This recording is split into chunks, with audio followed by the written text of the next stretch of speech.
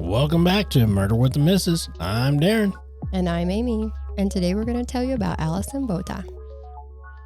Don't forget to smash that like button. Check out the description for the links of all of our podcast platforms, CashApp, and Buy Me a Coffee. Like, share, subscribe, and don't forget to tell your friends. Hello, everybody. Hi, Welcome back to the podcast. Today we have Alison Botha, or as I pronounced it, was Botha. I said Botha. She So said Botha. we So had to I think Google. either way, I mean, but I think the correct way was Botha. Botha. Yes. So. Now it's been a while. Are you ready for a survivor? Yes, I am. Okay. This is the big trigger warning one too for gruesome stuff, along with sexual assault. So you have been warned. We've told some doozies on here, and this is one of two survivor cases that you just can't shake in my mind. Once you hear it, you remember it because it's so dark and wild that it sets up shop in your brain.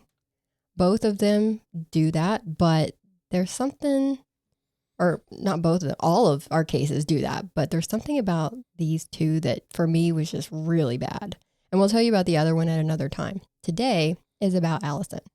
And it takes us all the way back to 1994, which seems like yesterday to me, but apparently it was 30 years ago. So. Yeah, the 90s stuff is coming back around. That's true. I keep seeing all these like it's retro or something. It's wild. I know. Heavy sigh. Yeah, we're retro. We're retro. Ugh, it's just so sad. Yep. Now, 27-year-old Alison had been born in Port Elizabeth in 1967. So she was very familiar with the area. She hadn't stayed there her whole life, though. Her parents would get divorced when she was 10, and she lived with her mother and brother for the most part. She was head girl at the collegiate high school, which, according to Google, means that she had an acting role as a role model and representative for the entire school. Head girl is typically chosen based on their leadership qualities, academic record, and involvement in school activities. So you represent the school at public events like opening days and prize-giving ceremonies, school visits, things like that. And they're also a bridge between students and administration. So it sounds like it was pretty easy for her to then travel after getting her education. Like she was used to being around people, different types of people doing different things, kind of being the eye. She traveled for about 4 years before returning to Port Elizabeth. She ended up getting a job as an insurance broker, and she really liked it. Like she found her stride. Now buckle up. It's December 18th of 1994. So this is summer in South Africa. Alice spent the day at the beach with friends, and then they all went to Alison's apartment to wind down and hang out. They reportedly ate pizza, played games, and then everyone left except for one person. She ended up taking her friend home, and then she came back to her apartment. She reached over into her passenger seat after she parked because she had some clean laundry there that she wanted to take inside. But as she reached over, she felt a rush of warm air. Did the door open or something? That's exactly what happened. Someone had opened her driver's side door. Okay. A man with a knife. He ordered her to move over or I'll kill you. She did as she was told, and the man got in her car and drove off. He was a talker too, I guess. He was just like trying to keep her calm. He told her his name was Clinton, telling her he didn't want to hurt her. He just wanted to use her car for an hour. He drove them to another part of Port Elizabeth where they picked up another man. And that's when the niceness stopped. While Clinton was alone, he was trying to keep her from fighting or yelling or trying to get away by talking normally to her. And that felt like a tactic. But once second dude was in the car, the conversation turned dark. They told her they were going to have sex with her and asked if she would fight them. Of course, she said no, because she's in survival mode now. They had driven her out to a remote location on the outskirts of town. They sexually assaulted her and then tried to suffocate her. She lost consciousness, but was still alive. Now, once they thought that she was dead, they started using their actual names and were speaking in Afrikaans, which is their native language. She was able to hear them and hear what they said and everything. Right. So once she came to, she could hear them talking. So she heard their names. Yeah. And she knew what language they were speaking. So she knew where they were from. But she was also hearing a wet sound because they were stabbing her.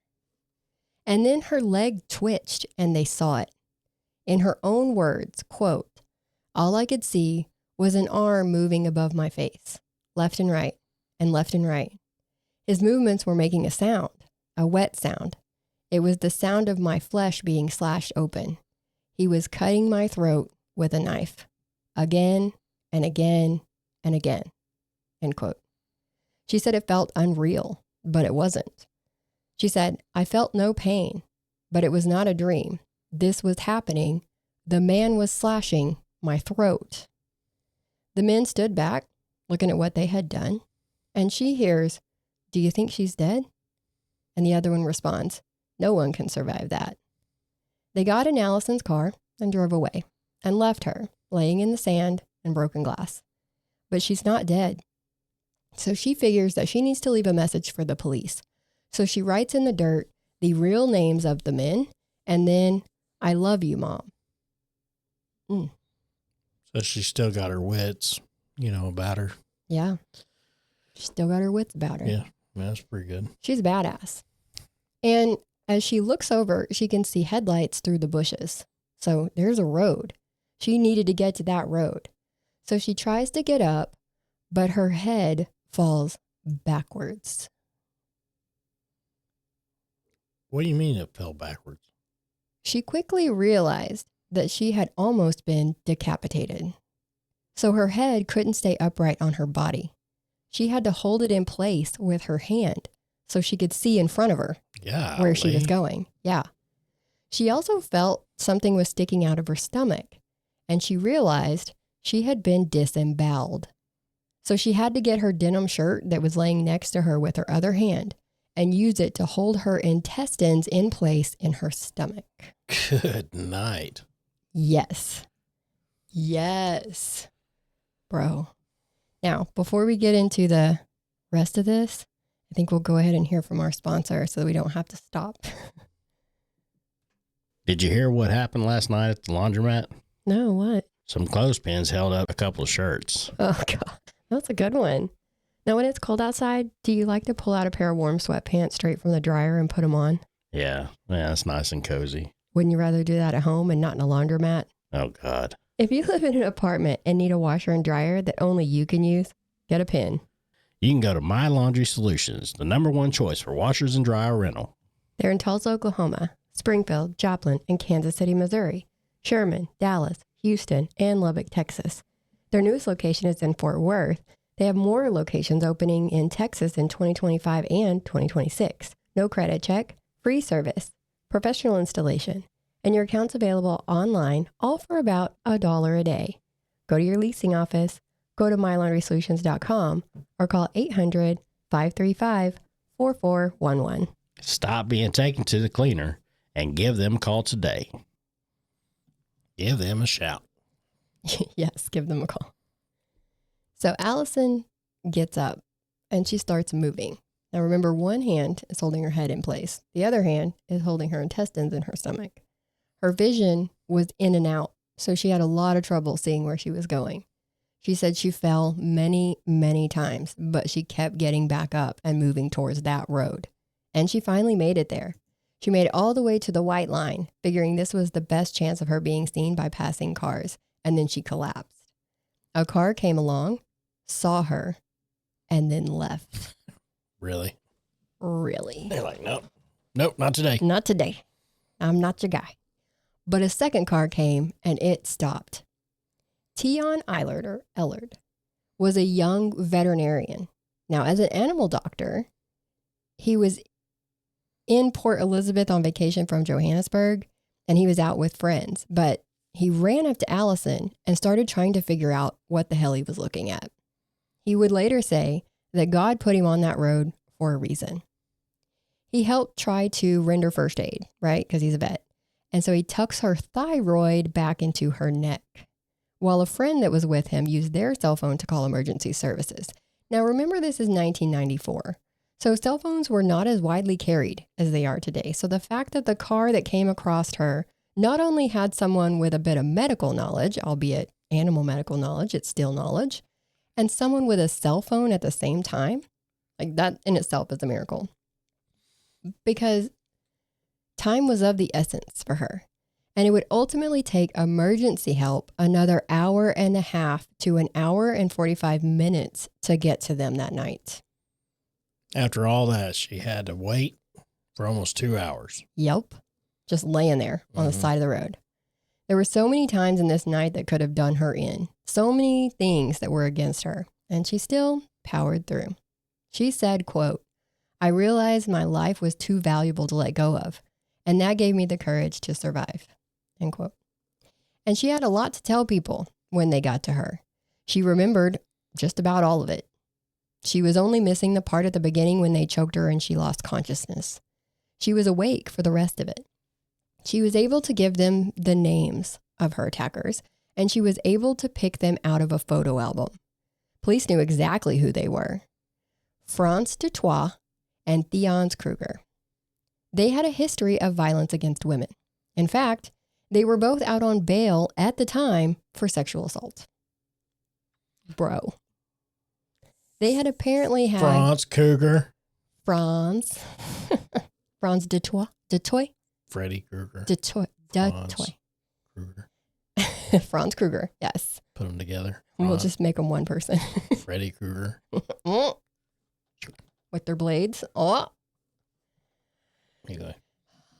The way you made that work. I'm just saying. That mind. They had apparently had 2 prior attacks involving sexual assault, and both were in that same year.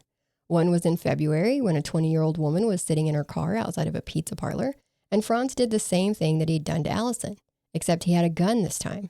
But he forced her to move to the other seat of the car, got in, and took off. She used the tactic of talking about herself, humanizing herself. He did end up sexually assaulting her, but then he drove her to a cafe and bought her a sandwich and a rose. He talked to her about his sister, ironically saying he would kill anyone if they assaulted her. He then drove her somewhere else and assaulted her again, forcing her to tell him that she loved him. Then he left her at a hotel telling her, "You're an amazing person, and I hope I can make it up to you sometime." Psycho. She obviously reported it, and he was arrested. He bonded out for South African Rand of 100 ZAR, Z-A-R, which in American money is $5.58. So he bought a sandwich. Fucking astonishing. Probably didn't cover that rose, though. Then on December 4th of that year, just 2 weeks before the attack on Alison, the 2 men both attacked a 21-year-old pregnant woman. They talked about killing her, even pointed their gun at her stomach, but ended up deciding to let her go. Now, as she's leaving, trying to get back to home or wherever she was planning on going, she saw a police van and she stopped and reported the attack right then and there. So they arrested them again. But hold on to your butts, because they were released the next day on their own recognizance. Oh, what is happening? I know. And it's... it's just like, they're repeat. It's repeat offenders. Yes. And they're just like, yes. Go ahead. You're good. Yeah. You don't even have to pay bail this time. Just go. Keep your $5. Yeah. It's a much different issue over there in South Africa. So for these 3 women to even come forward was a miracle back then, and probably still today. When all of this came out after Alison's attack, the prosecutor in the second case said that they didn't know about the first one. They're like, we didn't even know that they had already been out on bail. Sure. They didn't know that they had a prior offense for the exact same thing that they were in trouble for this one. But Sure. the issue to me is that someone can be released OR on any sexual assault charge. That's outrageous. Now, Theons was only 19 years old when they attacked Alison. Franz was 26. So they decided they had a better chance if they started with questioning Theons first. They told him that Alison was alive. He was like astonished that she was alive. And they told him that she remembered everything that happened.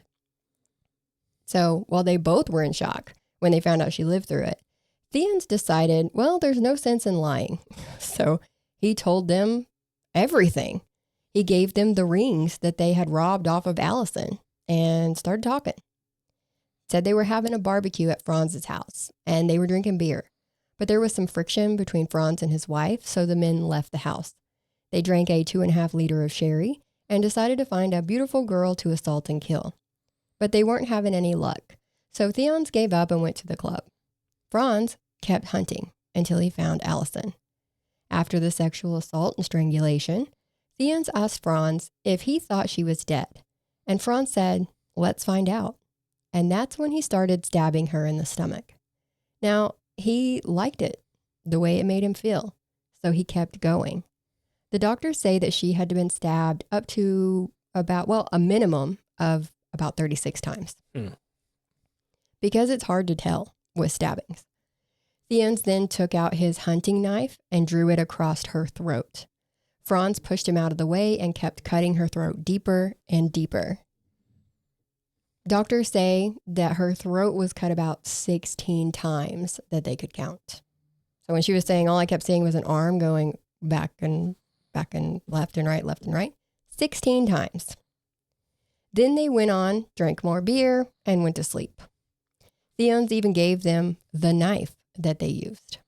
And Franz gave them pretty much the same story. So. And these type of people are just out in the streets.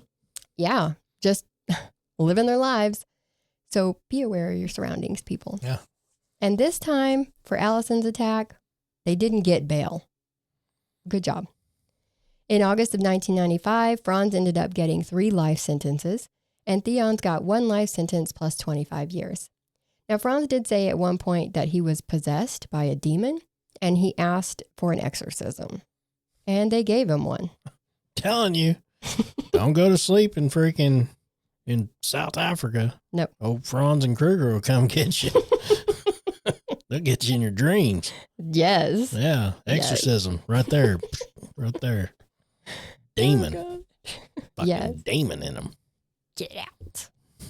Alison understandably had quite a few surgeries immediately after this. The vet that helped her that night left her a cactus with a note saying, "You're the bravest person I've ever met," before he went back to Johannesburg. Alison was able to walk a couple of steps by Christmas, and she just kept progressing. She was one of the first sexual assault survivors to publicly identify herself in South Africa when she started telling her story to the public. She went to 35 countries telling her story. In 1995, she won the Rotarian Paul Harris Award for Courage Beyond the Norm and the Femina magazine's Women of Courage Award. She was Port Elizabeth Citizen of the Year. She wrote 2 books on how to be a badass, and in 2016, her story was made into a movie called Alison. And even though she felt like they were hell-bent on destroying her reproductive organs, she has 2 sons now. And in a happy twist, Theons, the vet actually went on to be a people doctor, and he helped deliver one of her sons. Nice. Right? Full circle. And I would love to end the story there on a high note. But Alison's story is not over yet. A psychologist assessed Franz and diagnosed him as a psychopath and narcissist, showing no genuine remorse, saying he was considered unlikely to rehabilitate and was a danger to society. Well, no shit. But what do psychologists know anyway? Both men were still paroled on July 4th of 2023. There's no damn way. 100%. 100%. They sure were. Wow. Alison didn't find out that they got parole until they were already out. She put on her Facebook, quote, "The day I hoped and prayed would never come. When I was asked, how will you feel if you ever get parole, or if they ever get parole? My immediate answer is, I always hope I'll never find out." But on February 4th of this year, 2025, the South African government website reported, quote, "The Minister of Correctional Services has canceled parole for Franz de Toy and Theons Kruger. Both individuals have been reincarcerated and will remain in custody." Good. Yes. Good night. Give her some peace at least. Good night. Yes. She went. So they let him out for a couple years and then was like, "No, we're going to go ahead and take you back." Ugh. And Alison's days of fighting are still not over, unfortunately.